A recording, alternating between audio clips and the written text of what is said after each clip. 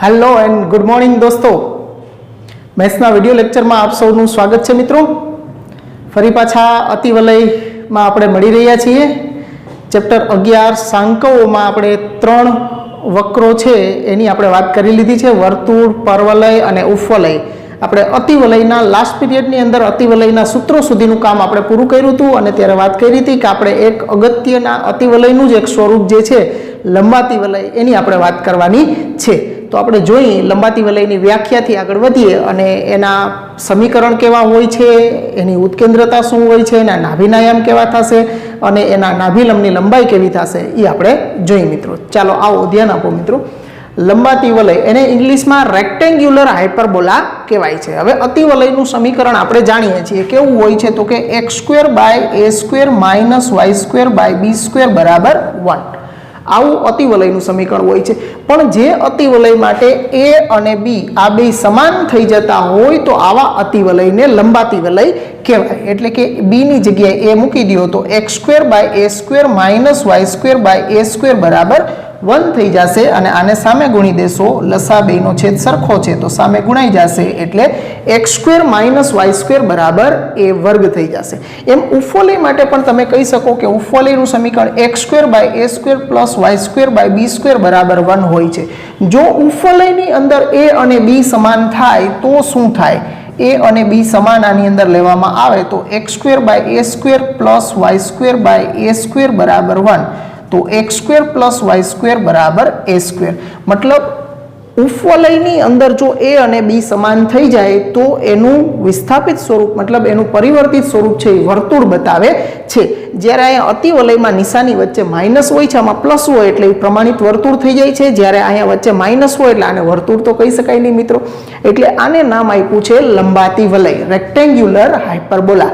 હવે એક્સ અક્ષ ઉપર એનો પ્રધાન અક્ષ આવેલો હોય તો એવા લંબાતી વલય માટે આકૃતિમાં કોઈ ફેર નહીં લાગે, તમે આકૃતિ તો લંબાતી વલયની સરખી જ હોય પણ a અને b છે એ એના માટે સરખા હોય એટલો ફેર હોય છે। જૂના સિલેબસની અંદર જે સ્પર્શકનો અભ્યાસ આવતો હતો તો એની અંદર એવી વ્યાખ્યા આવતી હતી કે જે અતિવલયના અનંત સ્પર્શકો પરસ્પર કાટખૂણે છેદતા હોય એવા અતિવલયને એનો લંબાતી વલય કહેવાય। પણ અહીંયા આપણે સ્પર્શકોની તો વાત કરવાની નથી, એટલે અહીંયા વ્યાખ્યાની અંદર a અને b જે અતિવલય માટે a બરાબર b હોય એવા અતિવલયને એનો લંબાતી વલય કહેવાય અને એનું પ્રમાણિત સમીકરણ થશે x² - y² બરાબર a²। જો આ અતિવલય y અક્ષ પર હશે તો સમીકરણ y² - x² બરાબર a²। સામે તો a² જ રહેશે, b લખવાની જરૂર નથી કારણ કે a અને b તો સમાન જ છે એટલે સામે a² જ આવશે। તો આપણને એમ થાય કે તો ઉત્કેન્દ્રતામાં શું ફેર પડે, તો ઉત્કેન્દ્રતાનું સમીકરણ આપણી પાસે છે b² બરાબર a² * e - 1 હોય આવું। તો હવે આમાંથી ઉત્કેન્દ્રતા આપણે મેળવવી છે e² - 1, તો a અને b સરખા છે તો અહીંયા a² મૂકી દો તો a² e² - 1 આ બે કેન્સલ થશે એટલે 1 બરાબર e² - 1, 1 આ બાજુ લેશો તો 1 + 1 2 થશે તો e બરાબર √2। ઉત્કેન્દ્રતા e નું મૂલ્ય 1 કરતાં મોટું હોય અને ધન જ હોય એટલે વર્ગમૂળ કાઢો ત્યારે +√2 લેવાના છે, માઇનસ નથી લેવાના। ઓકે, એટલે e છે ઉત્કેન્દ્રતા લંબાતી વલય હોય ત્યારે હંમેશા એની ઉત્કેન્દ્રતા ફિક્સ રહેશે, એ √2 થશે ઉત્કેન્દ્રતા। પછી નાભિના યામ લ્યો તો નાભિના યામ આપણે ± ae0 કહીએ છીએ તો નાભિના યામમાં ± e ની જગ્યાએ √2 મૂકી દેશો તો આ ± √2 a0 થઈ જશે। એ જ રીતે y અક્ષ પર હશે તો 0 ± √2b થઈ જશે, √2a, કારણ કે a અને b તો સરખા જ છે એટલે ખાલી યામ બદલશે, આમ 0 ± √2a આ y અક્ષ પર હોય ત્યારે થઈ જશે। હવે એના નાભિલંબની લંબાઈની વાત કરીએ તો નાભિલંબની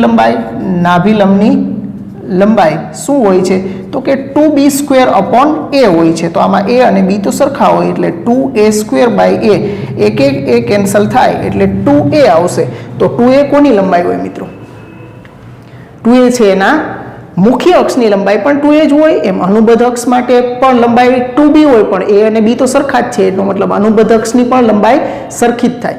એનો મતલબ કે લંબાતી વલય માટે એના નાભિલંબની લંબાઈ, મુખ્ય અક્ષની લંબાઈ અને અનુબદ્ધ અક્ષની લંબાઈ ત્રણેય સરખું થશે, 2a જેટલું જ થશે અને લંબાતી વલયની ઉત્કેન્દ્રતાનું મૂલ્ય ફિક્સ e = √2 થશે। ઓકે, ત્રણ વસ્તુની ઉત્કેન્દ્રતા ફિક્સ હોય છે મિત્રો, એક વર્તુળની એની ઉત્કેન્દ્રતા 0 હોય છે, પરવલયની ઉત્કેન્દ્રતા ઓલવેઝ 1 હોય છે અને લંબાતી વલયની ઉત્કેન્દ્રતા નું મૂલ્ય હંમેશા √2 હોય છે.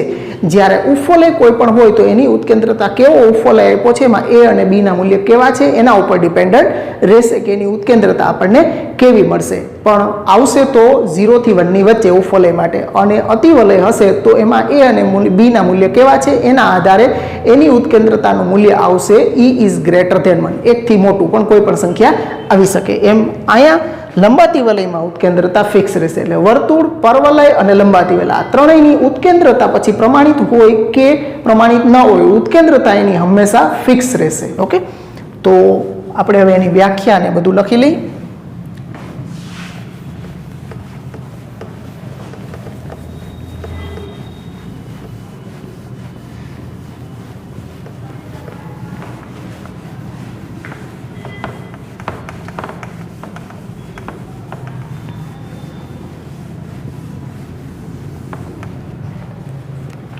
લંબાતી વલયની વ્યાખ્યા આવી થશે: જે અતિવલય માટે a બરાબર b હોય તેવા અતિવલયને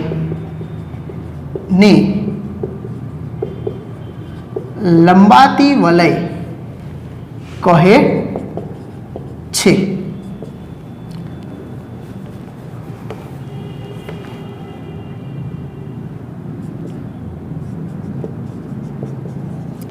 લંબાતી વલયનું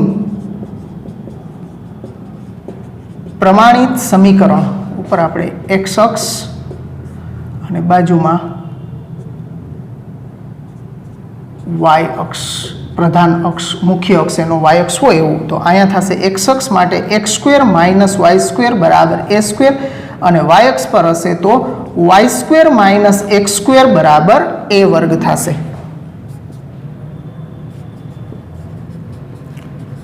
લંબાતી વલયની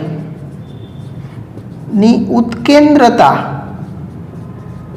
E નું મૂલ્ય તો કે બે અક્ષ ઉપર √2 જ રહેશે, એમાં કોઈ ફેર નહીં પડે, ઇઝ ઇક્વલ ટુ √2 જ રહેશે. લંબાતી વલયના નાભીઓના યામ તો કે એના નાભીઓના યામ થશે ±√2a0 અને y અક્ષ પર હશે તો 0 ±√2a. ઓકે,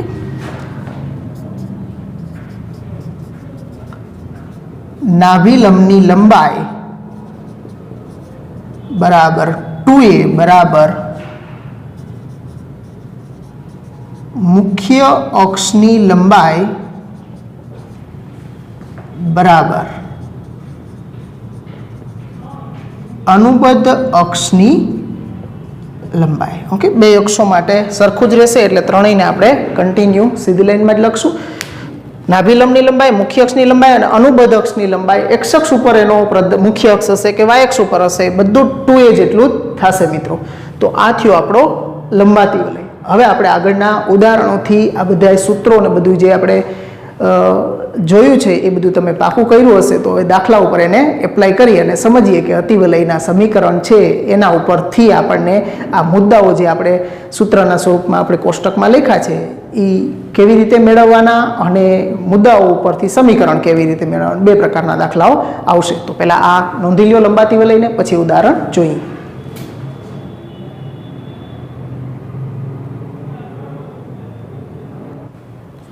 ચાલો મિત્રો, ઉદાહરણ 14 થી આપણે અતિવલયની શરૂઆત કરીએ. જો મિત્રો, જેમ પરવલય, ઉપવલય અને અતિવલય આ ત્રણેય વક્રો છે એમાં પરવલય છે અને અતિવલય એ એના અક્ષ પ્રત્યે સંમિત હોય છે. મતલબ કે પરવલય જેટલો x અક્ષ ઉપર હોય એનો અક્ષ x અક્ષ હોય તો x અક્ષની ઉપર જેટલો હોય એટલો જ નીચે આવેલો હોય, એમ અતિવલયમાં પણ જેટલો x અક્ષની ઉપર હોય એટલો જ x અક્ષની નીચે આવેલો હોય. એમ ઉપવલય અને અતિવલય આ બંને છે એ એના x અક્ષ અને y અક્ષ બંને પ્રત્યે સંમિત હોય છે. એટલે જેટલો x અક્ષની ડાબી બાજુએ ઉપર એટલો જ x અક્ષની નીચે, y અક્ષની ડાબી બાજુએ એટલો જ એની જમણી બાજુએ આવેલો હોય છે. અને એના કેન્દ્ર પ્રત્યે પણ સંમિત હોય છે એટલે એને કેન્દ્રીય સાંકળો પણ કહેવામાં આવતા હોય છે. ઓકે, હવે અતિવલયની અંદર આપણને સમીકરણ આપેલું છે, એના ઉપરથી આપણે નાભી, શિરોબિંદુ, ઉત્કેન્દ્રતા અને નાભિલંબની લંબાઈ મેળવવાની છે.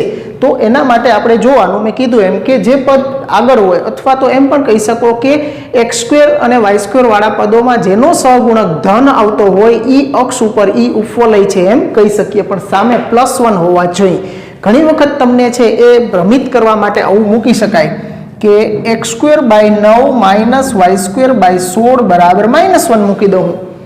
સામે =-1 આપેલા હોય તો આ માઇનસના આપણા પ્રમાણિત સ્વરૂપમાં +1 જ હોય, એટલે +1 કરવા માટે આમ જોઈ લઈએ કે ભાઈ આ તો x અક્ષ ઉપર છે અને x અક્ષના સૂત્ર આપણે એપ્લાય કરવા માંડીએ તો આપણા બધા સૂત્રો છે એ ખોટા પડી જાય, કારણ કે આ માઇનસ એપ્લાય કરશો એટલે y²/16 - x²/9 +1 થશે. એટલે આ અતિવલય છે એ y અક્ષ ઉપર આવશે, કારણ કે y² નો સહગુણક ધન છે. આ અત્યારે અહીંયા જે આપ્યો છે એમાં સામે +1 જ છે અને અહીંયા સહગુણક પ્લસ છે x² નો, એટલે x અક્ષ ઉપર એનો મુખ્ય અક્ષ આવેલો હશે. ઓકે,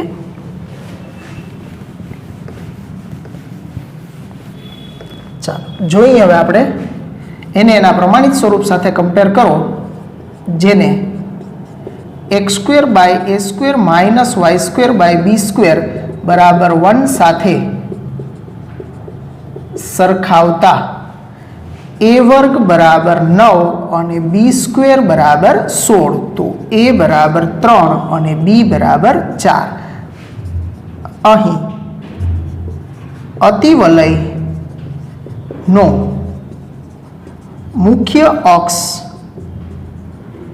x અક્ષ છે. ઓકે, અહીંયા a b કે b a એવું કંઈ કરવાની જરૂર હોતી નથી. ઓકે, જેનો સહગુણક x² અને y² નો સહગુણક માઇનસ કહેવાય, x² નો સહગુણક ધન કહેવાય, એટલે એનો મુખ્ય અક્ષ છે x અક્ષ ઉપર છે. હવે એની નાભીઓના યામ, શિરોબિંદુ, ઉત્કેન્દ્રતા અને નાભિલંબની લંબાઈ વારાફરતી આપણે મેળવીએ. તો નાભીઓના યામ છે એ મેળવવા માટે આપણી પાસે સૂત્ર છે AE બરાબર √a² + b² બરાબર a નો વર્ગ છે 9 અને b² છે 16, 16 ને 9 25 અને a નું વર્ગમૂળ 5. તેથી નાભીઓના યામ ±AE 0 બરાબર ±50. ટેક્સ્ટબુકની અંદર આપણને આ AE છે એની જગ્યાએ C લખીને આપવામાં આવે, C √a² + b² અથવા તો c² બરાબર a² + b². ઓકે, બંને વસ્તુ એક જ છે, AE કયો કે C કયો બંને એક જ છે. ઓકે, પછી આપણને કીધું છે શિરોબિંદુઓ. તો શિરોબિંદુઓના યામ ±A0 પ્રમાણે ±a છે 3 એટલે ±30 શિરોબિંદુના યામ થશે. પછી આપણને ઉત્કેન્દ્રતા પૂછી છે, તો ઉત્કેન્દ્રતા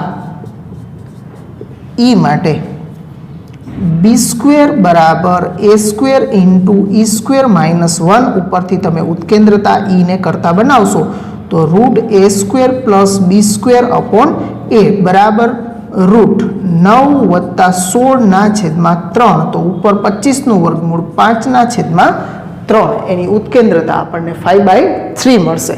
હવે એના નાભિલંબની લંબાઈ છે મેળવવાની, તો અહીંયા નીચે લખી દઉં છું. નાભિલંબની લંબાઈ બરાબર 2b² / a બરાબર 2 × b² છે અહીંયા 16 અને a છે 3, તો 16 દુ 32/3 એની ઉત્કેન્દ્રતા થશે. સીધું લખીએ આપણે થોડું, 2 × 16/3 32/3. તો આ x અક્ષ પર જેનો મુખ્ય અક્ષ હોય એવો અતિવલય હતો, એના માટે આપણને જે 4 બાબતો મેળવવાની કીધી હતી આપણે મેળવી દીધી છે. એવું જ હવે અહીંયા જોશો તો બીજો દાખલો છે, એની અંદર y² - 16x² = 16. તો પહેલાં તો એને પ્રમાણિત સ્વરૂપમાં ફેરવવા માટે સામે 1 બનાવવો પડે. 1 બનાવવા માટે સામે જે સંખ્યા છે એટલા વડે પહેલાં ભાગી નાખીએ, એટલે બંને બાજુ દરેક પદને આપણે 16 વડે ભાગી નાખશું. તો અહીંયા આપણને વાય સ્ક્વેરના છેદમાં 16 માઇનસ એક્સ સ્ક્વેરના છેદમાં 16 કેન્સલ થશે એટલે 1 બરાબર 1 મળશે. તો હવે તમે જોઈ શકશો કે અહીંયા વાય સ્ક્વેરનો સહગુણક ધન છે અને સામે +1 છે, તો આનો મુખ્ય અક્ષ છે એ વાય અક્ષ થશે,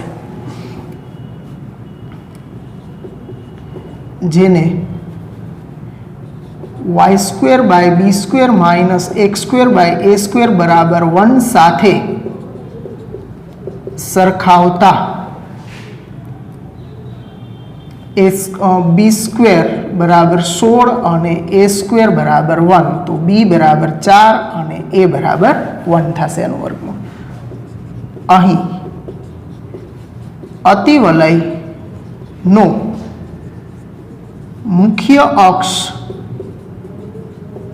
વાય અક્ષ છે.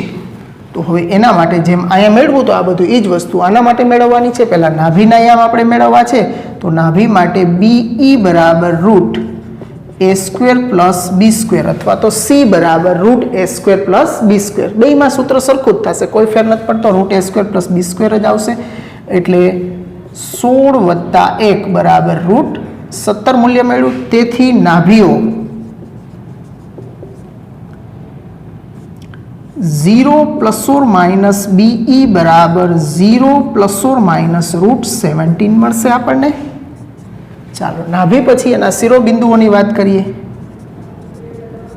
તો એના શિરોબિંદુઓ થશે 0 ± b બરાબર 0, બીનું મૂલ્ય છે 4 એટલે 0 ± 4 મળશે એના શિરોબિંદુઓ. પછી એ જ રીતે ઉત્કેન્દ્રતા ઈના મૂલ્ય માટે એ સ્ક્વેર બરાબર બી સ્ક્વેર ઇન્ટુ ઈ સ્ક્વેર -1 હોય છે. એમાંથી તમે ઈને કરતા બનાવો તો ઈ બરાબર રૂટ એ સ્ક્વેર પ્લસ બી સ્ક્વેરના છેદમાં બી બરાબર રૂટ એ સ્ક્વેર પ્લસ બી સ્ક્વેર એટલે 16 વત્તા 1 ના છેદમાં બી એટલે કે 4. તો આ થશે રૂટ 17/4. અને એ જ રીતે નાભિલંબની લંબાઈ, તો નાભિલંબની લંબાઈનું સૂત્ર આના માટે થશે 2a² બી. તો 2 × a² છે 1 અને b બરાબર છે 4. તો અહીંયા છેદ ઉડી જશે એટલે 1/2, 2 દુ 4. તો અહીંયા એની નાભિલંબની લંબાઈ છે એ 1/2 મળશે. તો આપણને જે મુદ્દાઓ માટે કીધું હતું આપેલા અતિવલય પરથી એ આપણે મેળવી દીધું છે. તો આવા જ દાખલાઓ સ્વાધ્યાયમાં આપણે આવવાના છે, નોંધી લ્યો પહેલાં આને.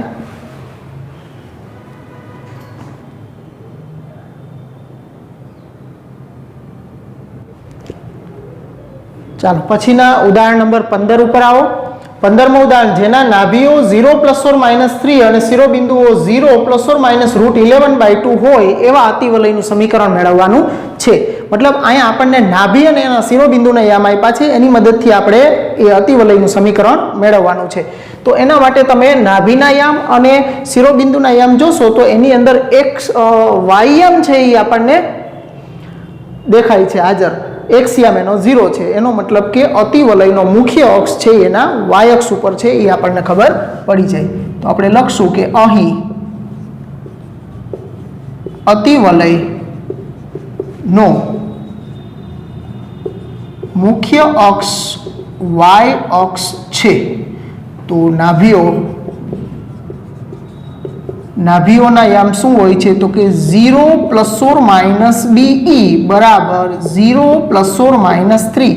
તો અહીંથી આપણને BE બરાબર 3 મળી ગયા છે. હવે શિરોબિંદુઓ આપ્યા છે તથા શિરોબિંદુઓ 0 ± b બરાબર 0 ± રૂટ 11/2. તો કમ્પેર કરીએ એટલે b બરાબર રૂટ 11/2, તો એનો વર્ગ કરશું એટલે b² બરાબર 11/4. અહીંથી આપણને b² ની વેલ્યુ મળી ગઈ. જેમ ઉપવલયમાં આપણે a² અને b² ની વેલ્યુ મેળવતા હતા એમ આમાં પણ તમારે a² અને b² ની કિંમત જોશે, કારણ કે આપણા પ્રમાણિત સ્વરૂપની અંદર a² અને b² ની કિંમતો જ મૂકવાની હોય છે.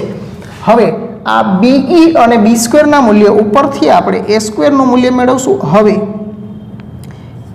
વાય અક્ષ ઉપર મુખ્ય અક્ષ હોય તો a² બરાબર b² ઇન્ટુ e² -1 થશે. તો तो ए स्क्वेर बराबर आने अंदर गुणी देशूँ तो बी स्क्वेर ई स्क्वेर माइनस बी स्क्वेर तो ए स्क्वेर बराबर बीई નું મૂલ્ય 3 છે એનો વર્ગ થશે 9 માઇનસ બી નું મૂલ્ય છે બી સ્ક્વેર નું મૂલ્ય છે 11/4 તો એ સ્ક્વેર બરાબર 9 ચોક 36 અને 36 માંથી 11 જશે એટલે 25 ના છેદમાં 4 એટલે આપણને એ સ્ક્વેર નું મૂલ્ય મળ્યું 25/4 તો હવે એને પ્રમાણિત સમીકરણમાં મૂકી દઈએ તેથી અતિવલયનું પ્રમાણિત સમીકરણ છે આપણી પાસે y અક્ષ પર હોય એનો મુખ્ય અક્ષ એવો અતિવલય y² -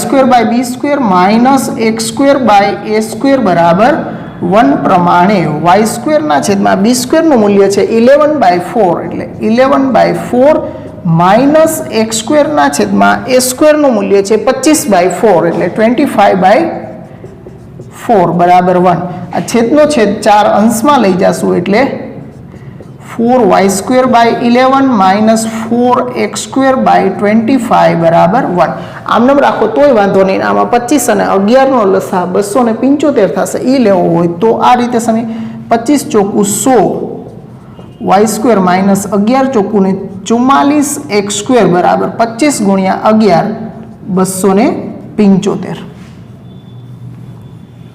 તો આ થયું આપણું માગેલા અતિવલયનું સમીકરણ મિત્રો તો એકદમ સહેલો દાખલો છે મુદ્દાઓ આપ્યા હોય એ મુદ્દા ઉપરથી પહેલા અક્ષ નક્કી કરવાનો પછી એને સંગત મુદ્દાઓ ઉપરથી a² અને b² ના મૂલ્ય મેળવવાના અને એ પ્રમાણિત સમીકરણમાં મૂકી દેવાના વેરી ઇઝી નોંધી લ્યો મિત્રો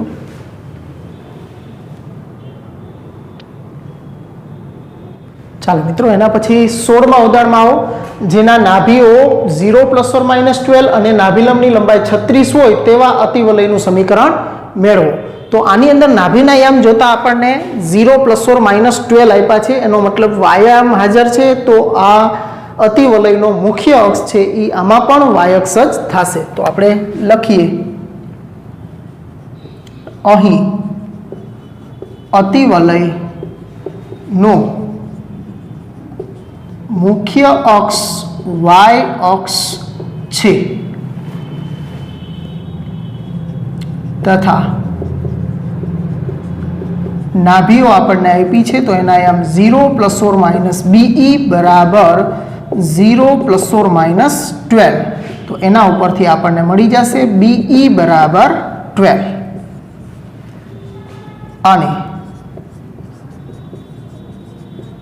નાભિલંબની લંબાઈનું સૂત્ર આપણું છે y અક્ષ ઉપર છે એટલે 2a² b લેવાનું 2a² b બરાબર 2 × 2a² b બરાબર 36 આપણને આપ્યા છે એટલે બરાબર 36 તો આ થશે 18 દુ 36 તો અહીંયાથી a² બરાબર 18 b આપણને મળશે હવે આપણે a² બરાબર b² × e² - 1 તો a² ની જગ્યાએ 18 b મૂકી દેશું અને અહીંયા b² × e² - b² તો આ 18b બરાબર be નું મૂલ્ય 12 છે એનો વર્ગ થશે 144 માઇનસ b². બે પદ આપણે આ બાજુ લઈ લેશું તો b² વત્તા 18b માઇનસ 144 બરાબર 0. 144 ના ભાગ પાડી અને આપણે 18 લઈ આવવાના છે. તો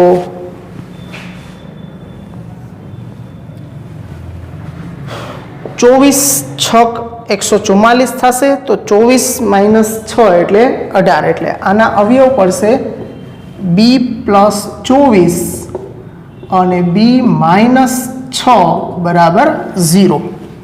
તો આ થયું b પ્લસ 24 બરાબર 0 અથવા b માઇનસ 6 બરાબર 0. તો b બરાબર માઇનસ 24 અથવા b બરાબર 6 પણ b નું મૂલ્ય છે a અને b ના મૂલ્ય હંમેશા ધન જ હોય જે શક્ય નથી કારણ કે b ગ્રેટર ધેન 0 હોય. ઓકે, a અને b બેયના મૂલ્ય છે એ હંમેશા ગ્રેટર ધેન 0 જ લેવાના હોય છે.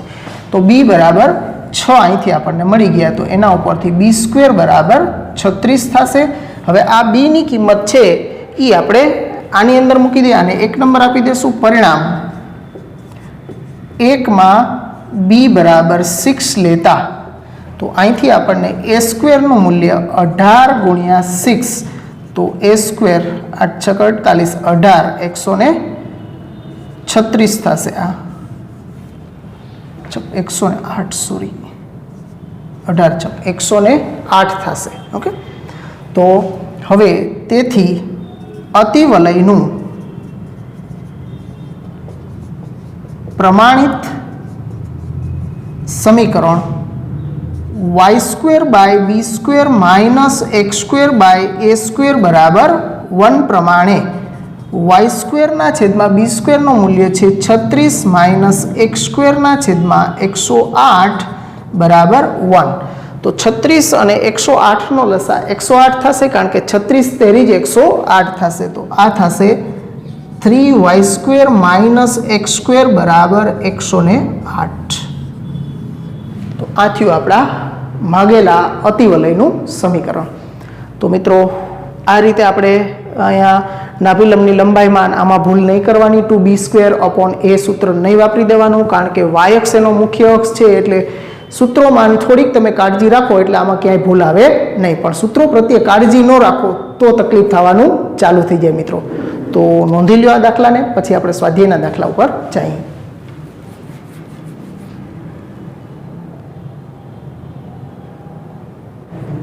ચાલો મિત્રો, પછી સ્વાધ્યાય 11.4 ની અંદર પ્રશ્ન 1 થી 6 માં આપેલ અતિવલયો માટે નાભીઓ, શિરોબિંદુના યામ, ઉત્કેન્દ્રતા અને નાભિલંબની લંબાઈ, ઉદાહરણમાં જે કામ કર્યું છે એ જ કામ કરવાની વાત થાય છે અહીંયા।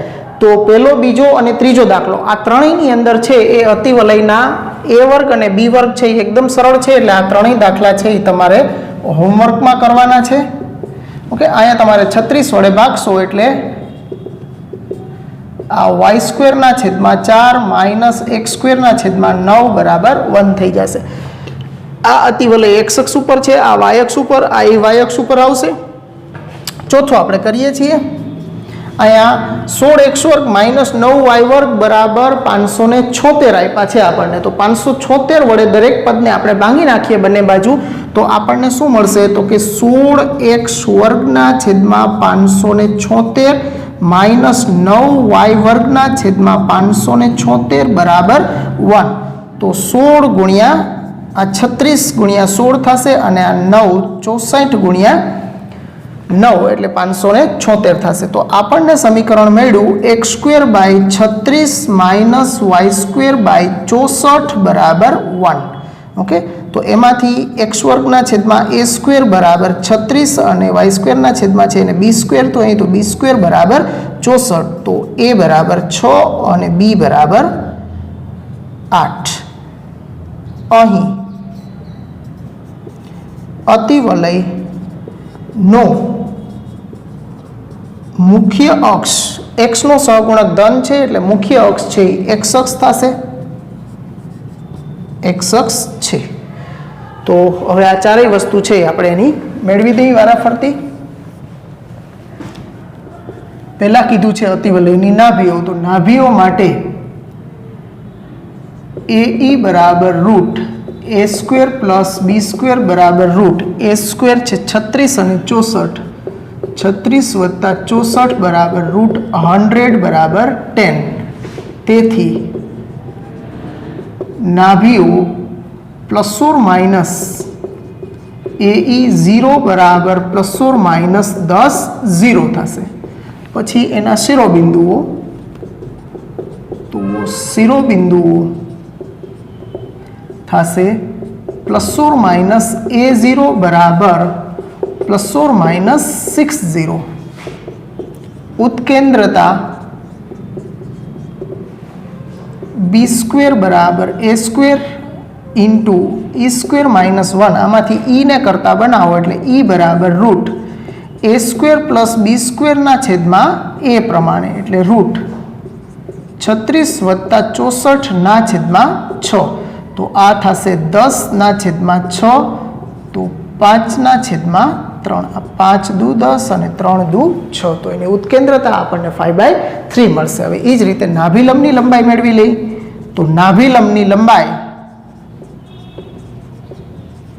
બરાબર 2b² a પ્રમાણે 2 × b² છે 64 અને a નું મૂલ્ય છે 6 તો આ 3 દુ 6 એટલે 64/3 એના નાભિલંબની લંબાઈ થશે।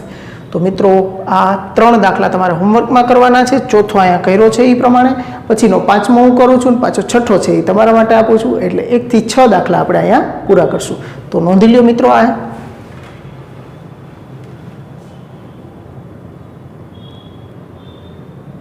ચાલો મિત્રો 5મા દાખલા ઉપર આવો। 5y² - 9x² = 36 આપ્યા છે તો પહેલાં તો અહીંયા 1 પ્રમાણિત સ્વરૂપમાં માટે 1 બનાવવા પડે તો 1 માટે પહેલાં 36 વડે ભાગી નાખો એટલે 5y² - 9x² / 1 અહીંયા છેદ ઉડી જશે 9 ચોક 36 પણ અહીંયા કાંઈ છેદ નહીં ઉડે। આપણા પ્રમાણિત સ્વરૂપમાં x² અને y² ના સહગુણકો 1 1 જ રાખવાના હોય છે તો અહીંયા જે કાંઈ પણ સંખ્યા હોય એને છેદમાં લઈ આવવાની એટલે y² ના છેદમાં 36/5 - x² ના છેદમાં 4 = 1 થશે। તો તેથી b² = 36/5 અને a² = 4 તો b = 6/√5 થશે અને a = 2 થશે। તો અહીંથી આપણને a અને b ની નિશ્ચિત કિંમતો મળી ગઈ છે। હવે આ કિંમતોની મદદથી આપણે નાભી, શિરોબિંદુ, ઉત્કેન્દ્રતા અને નાભિલંબની લંબાઈ મેળવશું। તો એના માટે પહેલાં આપણે નાભીઓ મેળવવા માટે આનો અક્ષ છે એ આપણે કહી દઈએ કે y એમ ધન છે એટલે આપણે લખશું કે અહીં અતિવલયનું મુખ્ય અક્ષ y અક્ષ છે તો નાભીના યામ માટે BE બરાબર √a² + b² બરાબર √a² 36/5 વત્તા b² છે 4 બરાબર આ થશે એ લસા લેશો એટલે 5 ચોક 20 36 ને 20 56/5 એટલે √56/4 એટલે 14 ચોકુ 56 થશે એટલે આને તમે √4 × 14/5 બરાબર 2√14/5 લખી શકીએ આપણે। તેથી નાભીઓ 0 ± BE બરાબર 0 ± 2 × √14/5 આ એના નાભીના યામ થશે। તો અહીંયા 14 ચોકુ 56 આ પ્રમાણે વર્ગમૂળ 1 કાઢવાનું રહેશે। હવે મિત્રો અહીંયા જે આપણે દાખલાઓ ગણીએ છીએ એ આપણા સી બરાબર લઈને નથી કરતા, BE પ્રમાણે જ કરીએ છીએ। એટલે બધા જ દાખલા જે કરીએ છીએ એ આપણી મેથડથી જ આપણે કરીએ છીએ। એટલે ટેક્સ્ટ બુકમાં જોઈને કે રેફરન્સમાં જોવાની કોશિશ આપણે કરવાની જરૂર નથી। બધા જ દાખલાઓના જવાબ છે એ તમારે કમ્પ્લીટ આવી જાય છે, પણ આપણે આપણી પ્રમાણે જ આપણી રીત પ્રમાણે જ આગળ વધીએ છીએ। એટલે તમારે પણ આ જ રીતને ફોલો કરી અને આગળ વધવાનું છે। તો અહીંયા નાભીના યામ મેળવી લીધા। હવે શિરોબિંદુઓના યામની વાત કરી લઈએ।